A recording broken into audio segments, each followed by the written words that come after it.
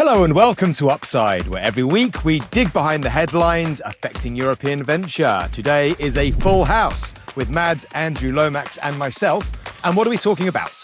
Well, we're looking at markets, why winning is losing, AI and spend beyond the circular financing with no free cash flow, the cracks in Claude's cryptography, what to look out for in the week ahead, and predictions plus deals of the week.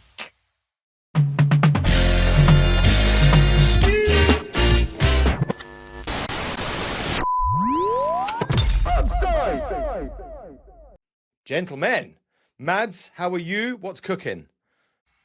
Glorious update from last week is it's been another of those summers where you thought you could switch down a little bit, and instead we've just been super busy with investments and deals and this and that. All good stuff, but it's going to be summer at some point, right?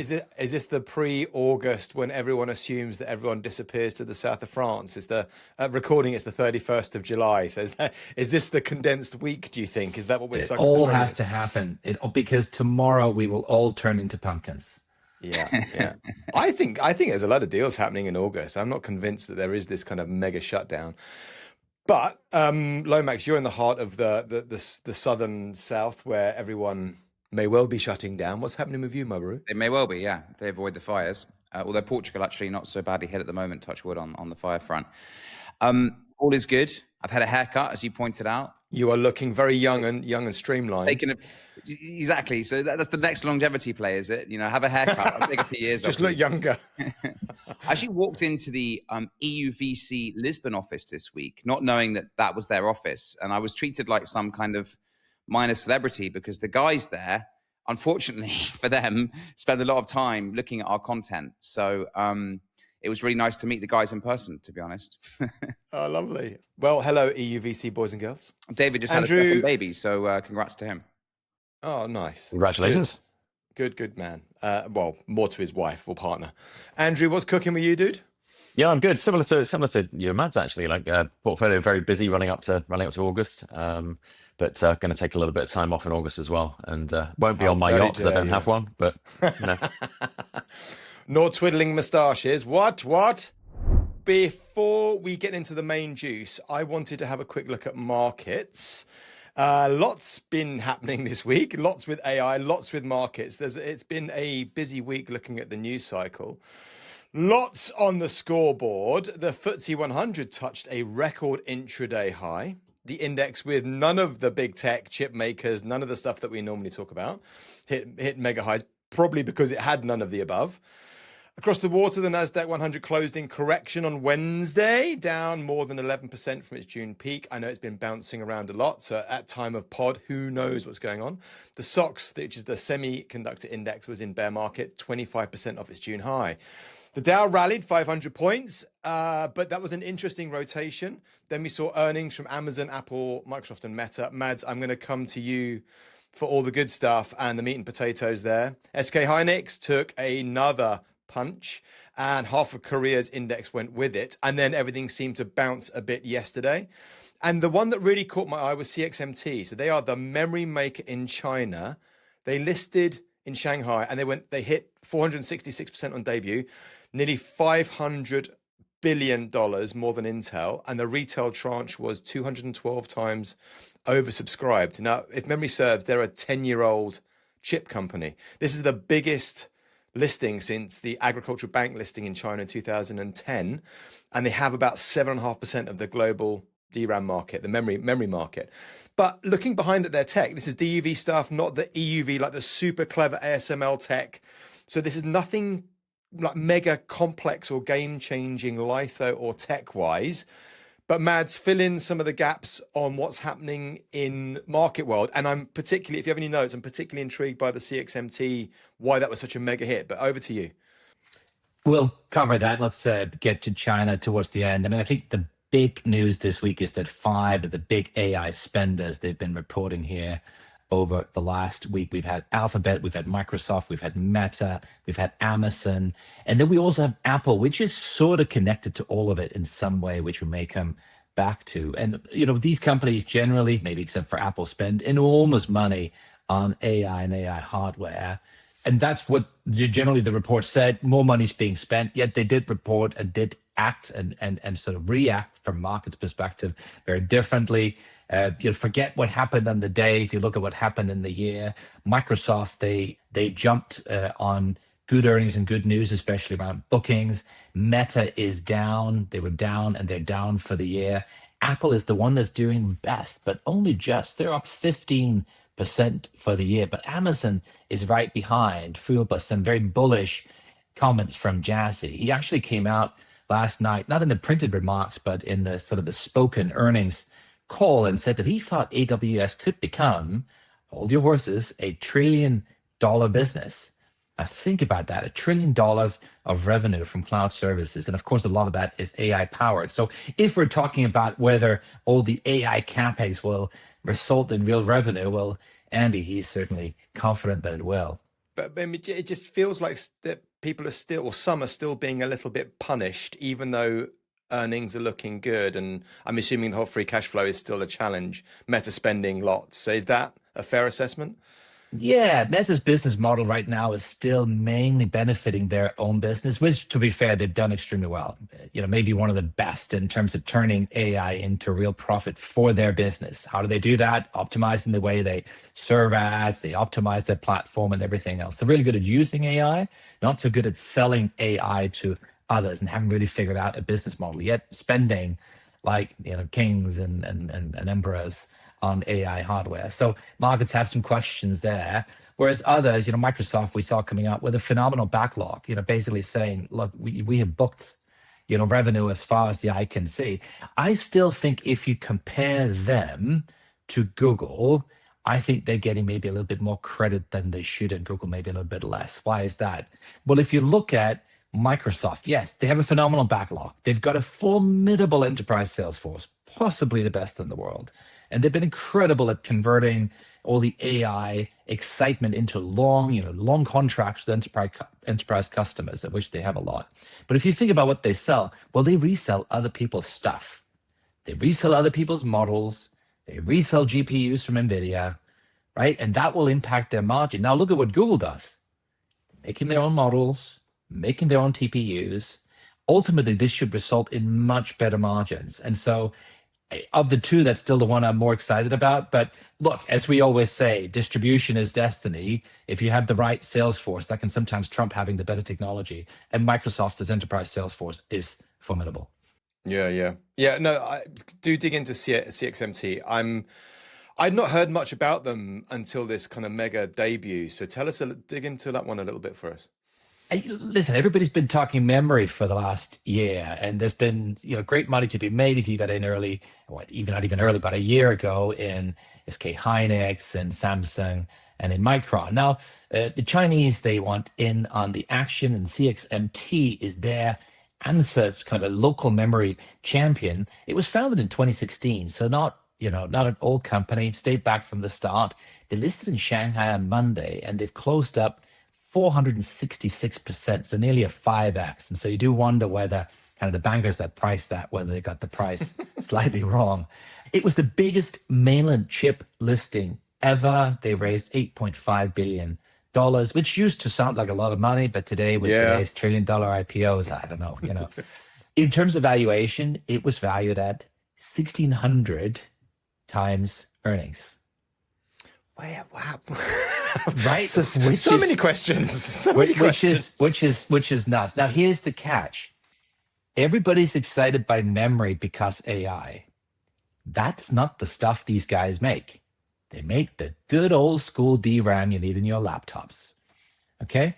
So it's not even that it's a high bandwidth memory maker. Now, everybody's expecting that they will be making it, but HBM, high bandwidth memory, the AI memory, is not even in their business plans today. It's certainly not in production. They have a share that doesn't really register. They are several generations behind the South Koreans. So there are a lot of questions around that. Now, here may be attempts at some answers, or at least connecting some dots. Only 1/10 of the stock actually floated. So 90% is still locked up. And you have capital controls in China. You have a lot of people sitting in the domestic market wanting to do more AI trades, getting in on some of the exciting things, not able to buy Hynix, not able to buy Samsung today, seeing a local memory maker list. And I think you've actually seen quite a lot of retail money. Yes. You float into this stock and bidding it up. So that possibly explains why the numbers just look as wacky as they do. And I'm assuming, obviously, property was the big home run, the big winner in China for a long time. So I'm assuming there's a rotation piece in there as well. The other story that caught my eye was the Amazon planning to send 5,000 satellites to space. Andrew, space is your jam. What's going on here? Well, it's Amazon trying to catch up, but his rocket blew up, which didn't help. So he's very much behind.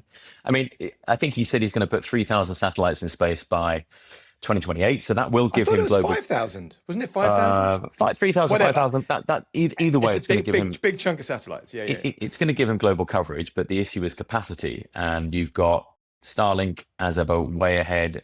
Targeting 50,000 satellites. They've already got 8-9 million users, so they've got a lot of catching up to do, basically, and they'll probably get there. But Starlink remains way ahead. There's also another interesting player actually taking a different approach, which is AST SpaceMobile, and they actually work with all existing 4 and 5G phones. And what they do is have an enormous phased array antenna which unfolds. It's about the size of a tennis court, which means they can actually pick up the signals from regular mobile handsets. So there are other players entering the space taking a different approach, which I think is very interesting. The link up with Apple may be a little bit of a red herring, because Apple's service is currently all around sort of backup redundancy, emergency contact messaging, SOS, rather than the high bandwidth which Starlink is allowed to offer. And ultimately, more satellites means more users, means more capacity, means more bandwidth. So Starlink's still way ahead, and it's going to take a while for him to catch up. It feels like there is a mobile push, because Elon is trying to buy terrestrial frequency, and now we're talking about Amazon and iPhones from space. It just feels like there is. I mean, I wonder what impact that will have on 6G and other terrestrial networks. It feels like there's something brewing there that I imagine we'll come back to in weeks to come.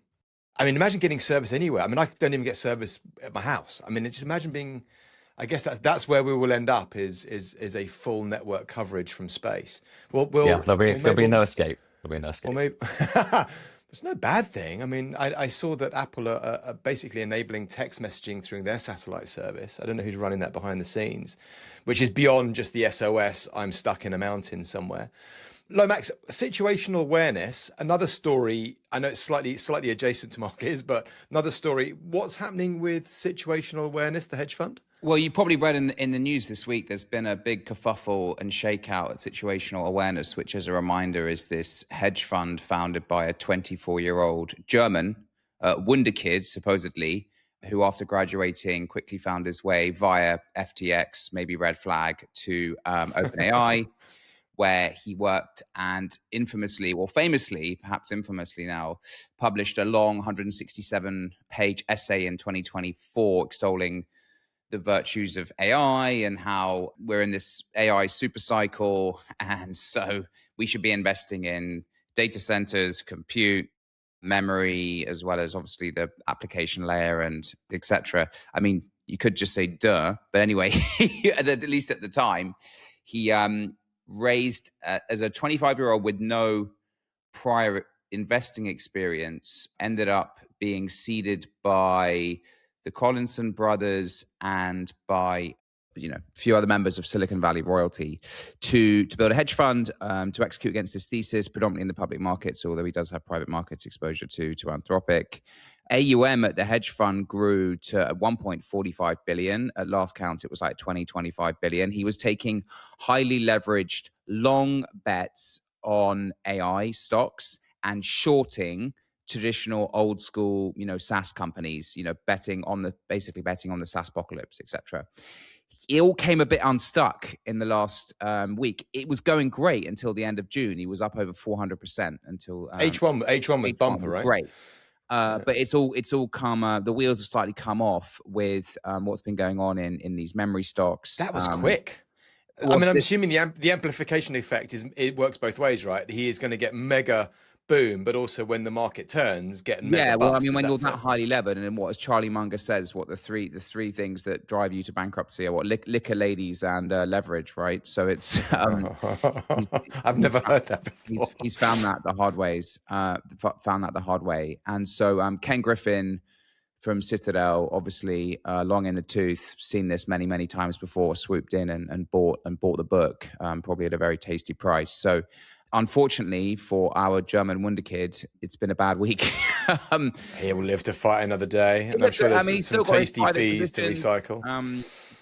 His girlfriend rumoredly is his girlfriend, I think, is chief of staff at Anthropic or something like that. So, he's got, good connections still. He'll be playing the private markets. Obviously, if the private markets unwind, then he'll be in real trouble. But, he won't be out of a job. He won't be out of money. He won't be out of liquor or ladies. In the, in the week the weeks that the Odyssey is out now, maybe a bit of nemesis. Hubris begets nemesis there. So, maybe definitely been a bad week for him. Just more broadly on what we've talked about. I mean, the anti-tech FTSE 100. I mean, Jesus Christ. I mean, why is it that we in the UK have to celebrate, the fact that our main indices, which is less than 1% of tech, provides effectively a good hedge for what's going on in all things AI and tech, and you're obviously being heavily weighted in the old world economy. Bit depressing, isn't it? Well, I mean, I'm assuming oil, gas. What is the FTSE 100? Yeah, oil and banks. I mean, this year's up 9.7%. So it's yeah, that's all right. That's all right. Listen, I'm going to take it as a win. I'm going to, we are upside. I'm going to see everything in the positive light. Good. Mads, anything else on the market, on the general markets before we move on? A couple of other vectors. So one is that the markets feel very volatile. We're seeing lots of ups and downs, and we're seeing big swings. Yet the VIX, the volatility index on the S&P 500, is actually quite moderate. I think it's around 18, which is more or less the median number over the last many years. And so what does that mean? Well, there is another volatility index, which is the index that tracks the NASDAQ 100. That's called the VXN. So many people know the VIX as kind of the fear gauge of Wall Street, but VXN is the NASDAQ version, and that's been above 30.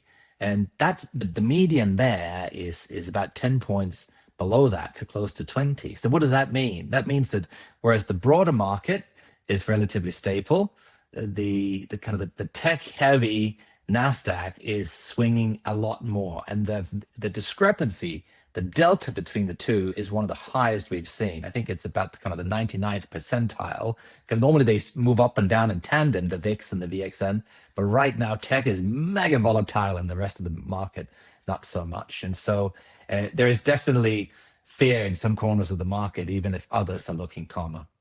Just on the sort of the ebb and flow of the amount of money being spent on AI and people talking about the AI bubble, is a lot of this is, for those big companies, is driven by the infrastructure cost, right? And we talked about memory, we talked about compute for inference.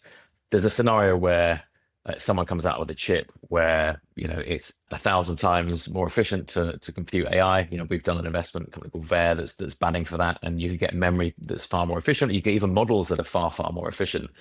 But when you look back previously, normally that efficiency has been, even with classical computing itself, the efficiency has been overtaken by the usage. So the argument being that it doesn't matter how efficient AI is going to become, because all it will do is drive more and more usage. And I think that's like the Jevons paradox, which is a chap in the 1800s who wrote a book about how the James Watt steam engine used coal more efficiently, and so actually it just drove the production and the consumption of more and more coal. So I think that's the question, is whether you believe that as the cost of computation falls, we simply just use much more of it, and so any of the gains in efficiency of models or chips will be offset by usage, and that will make or break whether some of these huge expenditures of these big companies actually turn out to be good investments or bad investments.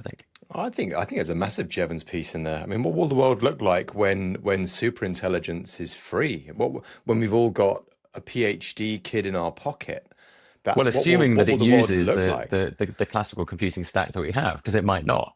So definitely you'll be in another huge investment cycle. You've got biological computing out there, which is something which might be the thing that powers super But AI. on that so point, we don't know. Andrew, I mean, we're only talking about LLMs here. I mean, what happens when other AI stacks come online? It's just one toolkit. We don't know what's going to happen in 5, 10, 100%. 15 years' time. I also saw this week that, and chime in on any of these points, gents, if you have an opinion or a thought. OpenAI's chatbot is on the precipice of having 1 billion weekly active users. So are they back? Is ChatGPT back in the fray? I don't know what 1 billion weekly active users means in revenue terms or in cost terms. Also saw that Thinking Machines co-founders, a lot of stories about Lillian Wang. She left the company for health reasons, then rejoined OpenAI following Barrett Zoff and Luke Metz, who left shortly after co-founding. So I'm assuming this is just super attractive pay packets, but why can't Mira Murati keep co-founders? Lomax, you got any thoughts on that? No, I mean, somewhat ironic to leave, a startup, quoting the stress of startup life, to join OpenAI, which can't exactly be a cakewalk, in terms of place to work. If you look at Thinking Machines, which, as a reminder, was founded by Mira Murati, who actually is a European heritage, if we want to tie it back to Europe, being of Albanian yes, please. origin. Doing my good stuff there. So yes, she has, as a reminder, she spun out of OpenAI. Since then, they've lost 4 of their 6 co-founders and 13 of their 42 founding members. Now, most of it is, as you alluded to, I think is just cash. Meta and OpenAI, who obviously have a lot of cash now, poaching people, both the founders and the founding members, back. One of the co-founders was offered this superstar, kind of footballer type deal of 1.5 billion over 5 years, who joined Meta. There's a guy called Andrew Tulloch. So basically she's been a victim of the talent wars, I think. I think there's probably also a little bit reading between the lines, a bit of internal tensions when you have so many co-founders and founding members, and probably very smart people and big egos as well, as to, it's politics, I guess, who signs off on what, who does what, etc. There's been a bit of that. So it's going to be... Well, they're shipping them. They shipped their model last week. No, and she's assembled a team of like thoroughbred racehorses, it's going to be a kind of high octane environment that, you need to channel everyone in the right direction. If everyone starts pulling against each other, then it starts to unravel quite quickly. But yeah, they are shipping product. Lomax, the other story that we were chatting about was the civil service pay story. I mean, it's a little bit depressing and not very upsidey, but the government is asking to recruit a nuclear propulsion cyber lead. And you go, oh, that's great that the government is thinking about this kind of role. And they want to pay 48K. So I don't know what the conversation is around this. So this wasn't necessarily, I mean, it wasn't a story published in mainstream media. It was something I came across on LinkedIn that a founder posted, pointing to how depressing it is that, you're right, 48K was the offered rate for a nuclear propulsion cybersecurity lead, as opposed to and next to a role for the social media lead for the Cabinet Office, which is basically someone doing Andy Burnham's TikToks, for 57K. So priorities in order. There we go. Priorities in order. It's like, Jesus, what have we come to? I think the other thing to point out, apart from that clearly ridiculous juxtaposition, is also just like how weak. I guess this is not just unique to the UK, but if you're comparing that 47,600 offered rate for a highly technical person, how that would compete with the private sector, it just doesn't compete. It's just very hard. It's pretty nuts. The other one, I think I'm also going to ask you about this as well, Lomax, is the Trump banning Chinese humanoids, but it isn't. That was the headline, but this isn't Chinese humanoids. There's more to this story. What's going on with this ban? So they banned imports of actual foreign-made humanoids, as well as power inverters, on national security grounds. It's clearly aimed at China, given that that's where 85% of that market comes from. There's a kind of grandfathering provision for and carve out exemption for, I think, humanoids that have already been purchased and already in the US. But look, this is clearly a big sovereignty drive. I'm kind of with the FCC on this one. I mean, I think they need to, given where we've moved to on sovereignty, having a whole bunch of humanoids developed by the Chinese probably isn't the smartest thing to have if you're the Americans, even if you could say it's just... They have proven... I've always been very in the, this is trade war, this is political, this is protectionism. However, looking behind the scenes a little bit, security services have found multiple backdoors in Chinese software. So this isn't just dead hardware.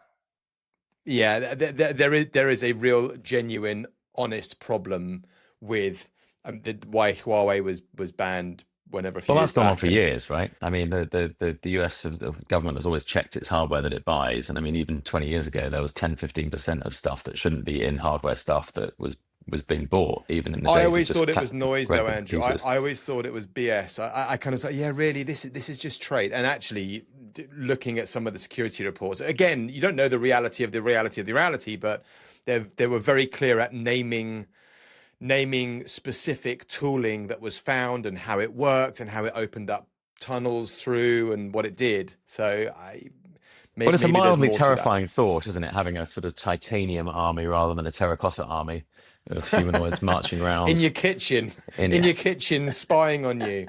She looking through the looking glass with his white cat on his knee. You know, refusing to make my tea and toast in the morning when I.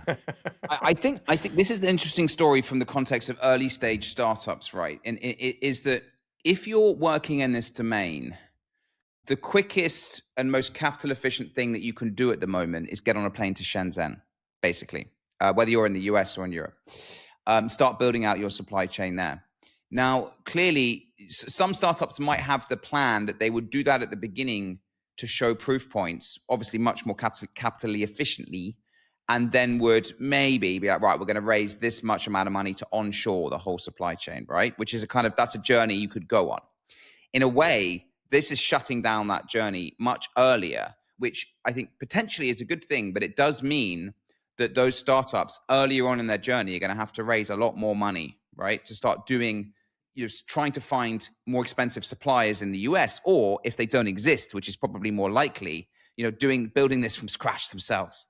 So sometimes not even the US, depending on who you're selling to. I mean, if you're going to have Chinese parts and you're selling to the UK government, I mean, at this point, pretty much forget it, unless you're in something that's absolutely trivial. But if you're doing any deals with the MOD or even the Ministry of Justice or actually any major department where you're mission critical, then they're not going to want Chinese parts. And actually, in some cases, some of our startups have been forced to have an entirely UK supply chain. Well, that's where Europe's going to end. That's where the EU's going to end up. I have to say it's fucking ridiculous, but I would say that. Is it though? I'm not sure it is. I think. Well, at least I think at some point, if you can get it more cheaply and done properly in Europe, then fine. Like, you know what I mean? And better. But it probably won't be. It probably won't be cheaper. But do you want to be reliant on a chip or something where your entire ability to deliver could be shut down because the US goes on a whim? I think at some point it's not going to provide your this part. Retrenchment from globalization has to stop somewhere. Like, it cannot be that, for example, Sweden of 10 million people builds everything sovereign, that France builds everything sovereign, that Italy does. It won't build everything sovereign, but I think where you've got critical industries, or the US has a strong track record of making political decisions dressed up as other reasons for blocking sales or increasing taxes on or banning export. And I think if the US feels that it's got a market being threatened, or one of its major companies is being threatened because there's a high growth player in Europe, I don't think with the current climate it would bat an eyelid at shutting off supply in order to scupper the growth of that non-US company. And we've seen this over and over again. So it's not just security. The US does all the time sort of talks about free trade and then does exactly the opposite and throws its weight around to protect its home industries. I'm not suggesting that you build US suppliers into your, if you're European government, I would say you might want to have a fire break and not have US critical suppliers in your supply chain. But stepping back to this, is what this means is, in a way, it's a confirmation of the direction of travel that we're already going on, which is that supply chains are becoming more vertically sovereign.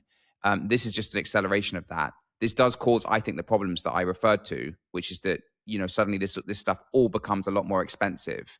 For example, if, there's one or two, and maybe Andrew knows more, maybe both you guys know more than me, like companies building, humanoid robots in the UK and Europe, right? There's Humanoid. Well, there's Humanoid, of course, yeah. That's a big, capital project, of the likes of which Europe's never been very good at, quite frankly. Northvolt, many, many examples, right? So that's a big swing. Whereas, you'll talk to other startups that are like, we can buy a humanoid for 40K or 50K plus VAT from China. It's dead hardware and we can then program it, etc. So that's a very capital efficient way to build your business, go and start winning customers. But yeah, it's gonna be an exciting time to see whether this is actually even possible. I want to talk a bit about AI. I think this week I've seen more AI news stories of various flavors than I have in a long time. It might be my happy years, but it feels like there's been a whole world of very particular different pulls and pushes in the AI sphere. Nvidia backstopping a 250 billion, and this is just some of them, by the way, but I mean, Nvidia backstopping a $250 billion data center project in Ohio. I can't say it, in Ohio. There is more to the OpenAI hack hugging face than we previously thought. We've seen some noises now from Sam Altman and others about deceleration and a new AI safety initiative, including all the big tech. We saw Mythos, some stories about Mythos and Open5. Then there was one I particularly like the look of, which was Reflection AI, which was the open source. This is Jensen Huang's almost love project, which then they invested in, which was Reflection AI in the States, which is the American open source, or one of the American open source offerings. We talk a lot about Chinese open source, but there's open source all over the place. Obviously, Meta, I think, started out. Llama was open source originally, wasn't it? I think. Anyway, Mads, your happy space. What is happening in this wonderful AI week of news? I think you outlined a lot of the interesting bits there. Of course, the Nvidia guarantee is interesting, not so much for it being a guarantee, but for the size of it. So you're providing for a company to provide a guarantee of $250 billion towards somebody else's business is just, I don't know. I can't remember anything else of that scale that I've seen. We take it for granted now a little bit. We take these numbers, I think, just like, yeah, it's okay. It's like these are crazy numbers. It's just a ton of money. Why are they doing it? Well, it's because it's going to be, one of the biggest customers, right? If not the biggest customer. So OpenAI, they're building a 10 gigawatt campus in Ohio, and the whole project is over $500 billion. So imagine that. When you think about some of the other big infrastructure projects we've had throughout history, this is not an industry build out. This is one project that's going to cost more than $500 billion. What happened with things like Stargate? I mean, I remember when this all kicked off, we were talking about Stargate and other big projects. It feels like they need a new PR story. So they invent a new big bucket of money going into a big mega project thing. Quarterly earnings, man. Got to keep the quarterly earnings. But at some point, we collectively on this pod are going to have to go back and measure what's been built against what promised, because this just feels like I don't understand where all this money's coming from. Well, apart from Nvidia, of course. Nvidia wins and loses regardless, right? Whether the open models win or the closed models win, and it's also an investment in relatively near term, because these chips are cycled through. Well, I suppose with the hyperscalers, every 2-3 years, the top end chips are replaced to keep up. So once you've locked one of these data centers into that stack, it's not just a one-off from Nvidia's point of view. All those chips will get replaced in that data center, and I suspect in the contract that's wrapped up in these deals. So more than that, CUDA is such a delicious moat. I just can't see anybody else getting. Forget that. Well, the chips are important, but the chips aside, the OS that runs the whole ecosystem. Yeah, the stack. It's like what a moat! What an incredible moat. 2006, I think that all kicked off. It's 20 years, a 20-year play. And if you want to know more about that, read The Thinking Machine. Was it Simon Witt? I forgot who. Stephen Witt, I think, who wrote it. It's a really fascinating book about Jensen Huang and Nvidia. Mads, what else is happening in our AI delicious world? What we talked about, there's a post-quantum piece, right? Kind of cryptography. And so everybody kind of colloquially knows that quantum computers, they will eventually break today's encryption. 10 years time, 10 years time, baby. Exactly, right around the corner. So banking, messaging, government traffic, all of it. And so, what shall we do? And so there's a competition. NIST, they run an open competition to pick the replacements, the new cryptography systems that will keep our information safe from the quantum menace. So what do? You've got lots of different cryptographers that are submitting to signs, and then the world tries to break those to signs to prove that they can be broken. And the survivors, so those that can't be broken, they're then the ones that end up inside every browser, every bank, all the good stuff that needs to be protected and defended. And so Hawk was a survivor, and it was 2 years into the process. So here's a model that was proposed, a new cryptography model that was proposed, and it has been surviving for a while. Nobody could break it. And then some chap who isn't even a cryptography specialist, he sat down with Anthropic's new model, and in 60 hours and about $100,000 of compute, he halved the effective key size. What does that mean? Well, that means that if you think of the key size as the volume of thing that needs to be broken before you have penetrated the defenses, if it's longer, it's harder. Well, he was able to cut the size of the defense in half in a couple of days, in a few days. So that model is now being jettisoned, right? And instead of also withdrawn. The whole idea here is that whatever new models we roll out ideally would have to survive for a few decades. Otherwise, it's not really worth it. Not so much because, of course, you can say, well, we transmit data every day and we can just, upgrade the cryptography as we have new cryptography. But once you crack the codes, you can also go back and look at the old traffic. And it's possible somebody sent something a couple of years ago that actually it'd be quite useful to know. And so you really want a model with a lot of longevity.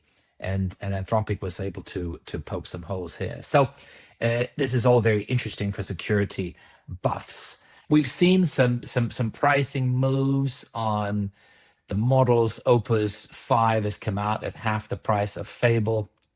What's your take on Opus 5? I've not seen, I don't use it like you do, Mads. I've not seen the 4.8 to 5. I don't know if there's any meaningful story around this as a release.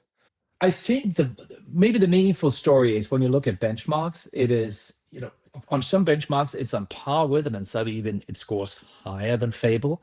And this is counterintuitive. How can a cheaper model, a model at half the price, be better?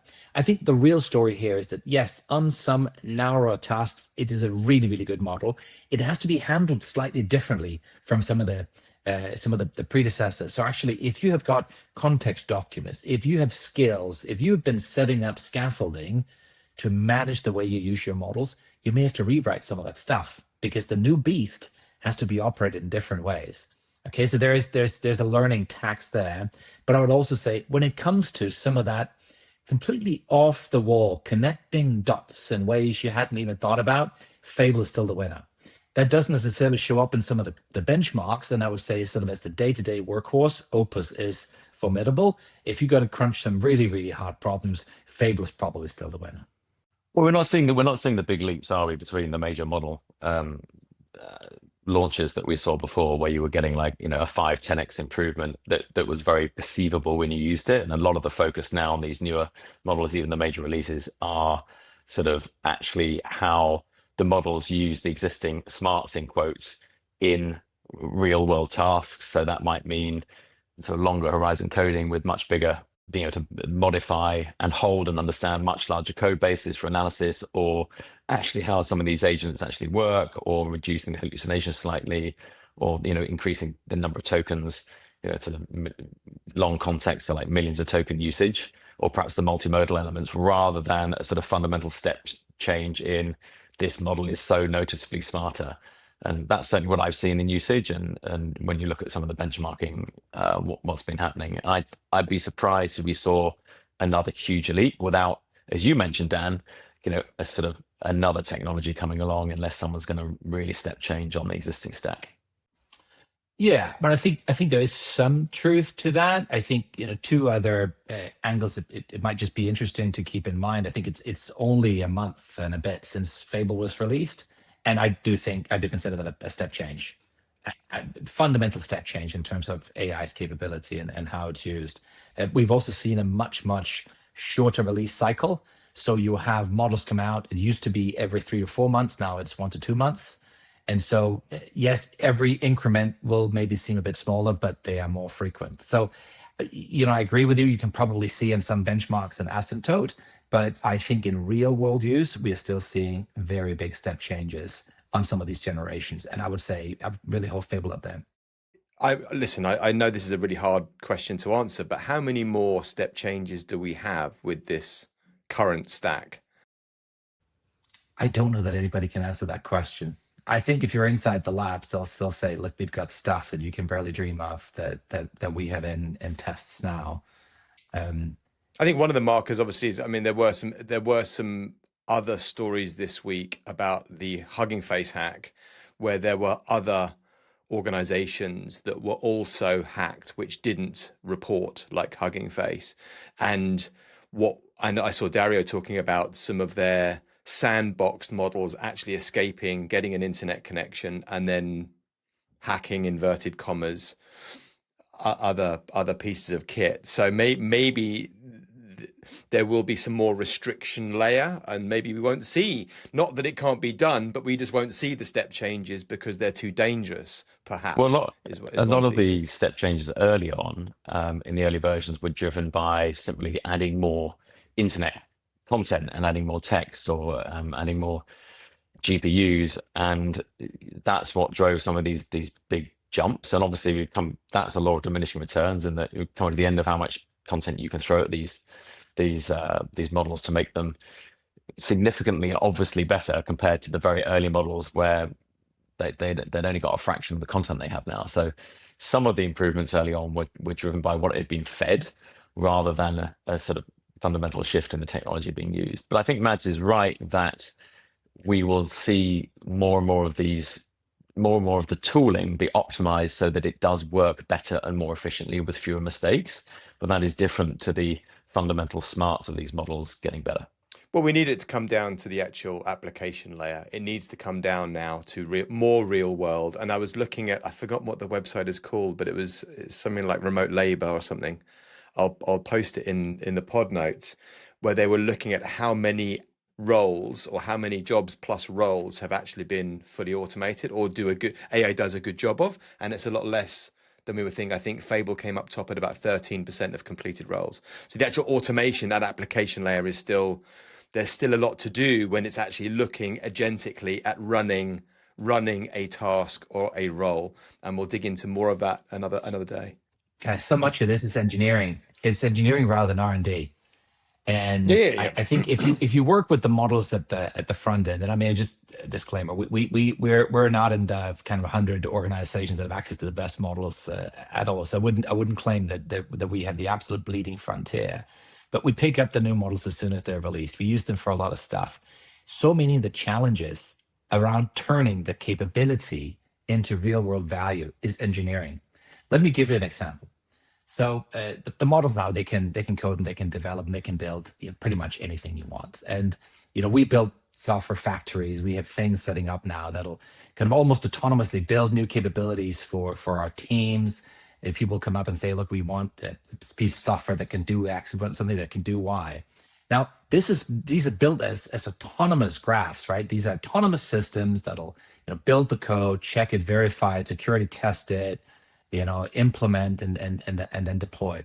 What can happen if you're not careful with this stuff? And we saw that in a specific instance we had, was that some of the checkers were checking code, finding a bug, issuing a correction, then pushing that back into a queue that then would go to another checker that might find another bug somewhere, saying, okay, well, we also need to fix that. So we're creating a new ticket, we're raising a new thing. Meanwhile, that all started to cascade and fan out. And the models, the systems were able to find new things they want to correct, sometimes very small things, sometimes even a little comment in a file, that the production of new code outpaced the ability of the pipeline's ability to integrate and deploy the new code. Okay, so some of you may be familiar with the paperclip story, which is what is going to lead to the end of humanity from AI. Well, it's that we have an AI. We tell it that the most important thing is to maximize the production of paperclips, and the AI then says, "Well, that's great. I can take every single material in the world and turn it into a paperclip. And when I'm done with that, I can find a way to." Convert the mass of humans into paperclips, right? And it'll just continue until we're all extinct, and then it convert the whole universe into paperclips. And we saw some of that in this software production factory, where the factory became so good at identifying issues it wanted to solve that it completely clocked up and fanned out. And suddenly there are just hundreds of issues that are all competing with each other and creating a mess in the code. So if you're not careful, this stuff can really just sort of take on a life of its own. What does that all mean? This is not an R&D challenge. This is engineering, and this is what we're seeing everywhere. This is what corporations are seeing when they're struggling. It's because the data is in the wrong format or the systems haven't been configured or set up correctly yet. But the capability to actually use the AI to automate a lot of stuff, well, it's there. It's just we haven't just completed all the engineering work to integrate and fix and debug. But it's happening and it's coming, and we can see it. Lomax, Andrew, anything else that you'd pick up on the AI news cycle this week before we move on? No, I mean, one thing hidden away, which is a little bit back in the capex side of things, there was an announcement that Meta put out with BlackRock around yet another data center. This was a $14 billion data center in El Paso, Texas. BlackRock will hold 80% and Meta will hold 20%. So it's just yet another example of this off-balance sheet financing that's happening. So I think it's just something to watch. And maybe we can do a kind of bigger segment on it in the future. It makes sense, right? I think I'm pretty sure that Meta had spent everything bar 800 million or something. I mean, they were at 96% spend, like hardly any free cash flow, I think. So it makes sense then. So how do you get what you need built? Well, you do a deal with someone. Well, you do a deal, but also all of that doesn't appear on your books. It's off balance sheet. Yeah. There'll be lots of offsetting, I bet. Deals of the week, boys and girls. Mads, what is your deal of the week? The deal of the week is a nuclear deal. And I feel like maybe I'm slightly going in on Andrew's turf, but we know a little bit about it. So I'm gonna steal it anyway. It's nuclear turbines, but it's a Manchester deal. It's a 15 million Burnham would be happy. On brand with the time, with the zeitgeist. Yeah, with the time. There you go. It's a BAE Systems spin out. It was spun out from there using their launch pad platform, and it's a terrific story. So Jeremy Austin, he spent most of his career at BAE Systems, and he was a principal engineer on maritime submarines until last year. And his job there was the machinery that turns reactor heat into electricity. One of the problems they were looking at is, sort of saying, look, we think the nuclear industry, they've been thinking about how to turn nuclear fission into energy in the wrong way.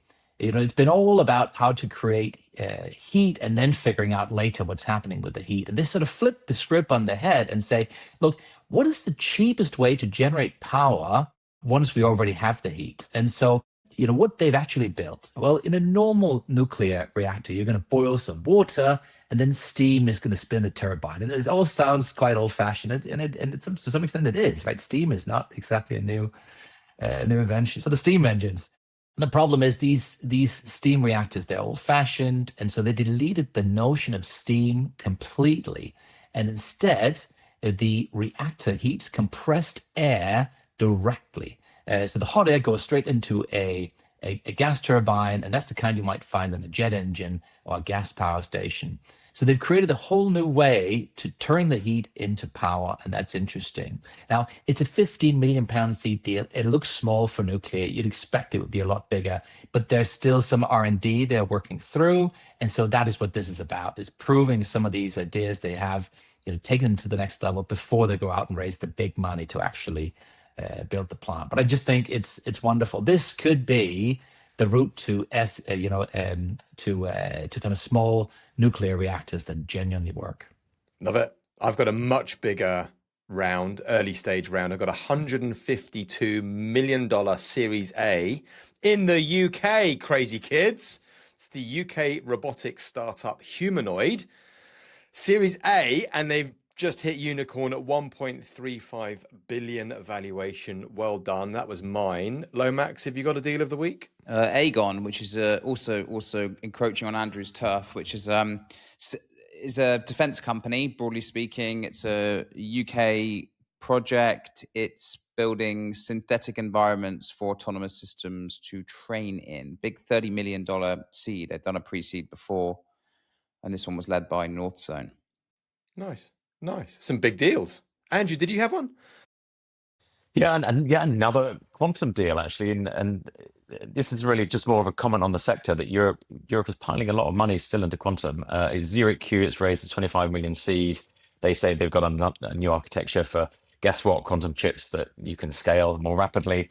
And obviously, we've got a horse in the race here. So it's just interesting that the appetite for quantum in Europe isn't dying. And I just hope that European governments start writing big checks as customers for these companies, because we've got a real opportunity to have a global winner when one of these technologies really takes off. So I'm happy to see that the appetite for quantum, which is, as you say, nearly with us. We've got to be in it. If we're not in it to win it. And just going back on the ability to crack, RSA, and we talked earlier about post-quantum encryption. I mean, we probably are now a couple of, 2-3 years away. IonQ has said that it'll have an attack on this in 2028. Previously, most people agreed that you'd need 1, if not 2 million qubits, given the current error correction levels, to crack that RSA 2048 encryption. I think everyone accepts now that for the better technologies, we're perhaps only down in the hundreds of thousands of qubits. So we're edging closer. It will be this decade, I think. Well, we'll keep you to that. There you go. Lovely prediction. Mads, what's happening in the week ahead? Any earnings reports? Anything else happening? What do we need to look out for? Well, this week was the big week. We've got one coming up on Monday. That's Palantir, and certainly an interesting insight into what's really happening with multiples and valuations at the forefront of all the things we're talking about. I saw the NHS report that Palantir haven't actually saved anything. They haven't created any value yet. I don't know if that's just a moment in time or if you saw that report. I've seen other reports saying exactly the opposite. I wonder how much of this is weaponization ahead of contract renegotiations. Yeah, fair. Okay. What But else on the obviously, agenda? we've not heard the last in that story. And as we've been talking about here the last few weeks, there are finally some European alternatives that are being funded to go and take on this market, which I just think is exciting, right? Competition is great. Anthropic IPO still, we don't have a date yet, but could something drop around news next week? If our Anthropic bill is anything to measure by, I think it's still growing exponentially. We are feeding the machine. Well, on that note, ladies and gentlemen, boys and girls, thank you so much for your time. Any final closing reports before we close off? Apart from have fabulous weekends and happy August on your yachts, everybody. That's all we have to say, right? When we're swanning around Lomax is going to be on a pirate ship in August, which I love. with his car and his ARR and his dry powder. Well, I'm going to be away next week. I'm going to be away with the kids, but it won't be on a yacht, unfortunately. Wait for some carry. I'm in. I'm going to a hidden, undisclosed location away from the sun. It's somewhere away from keyboard. AFK, baby. AFK. Well, he also has to get away from all the cameras, the media that generally follows Lomax around. I know. It's tough. It's the new haircut. It just draws in all the ladies. Right. Thanks, guys. Take care, everyone. See you later. And we will see you next week. Ciao. See you in the next one.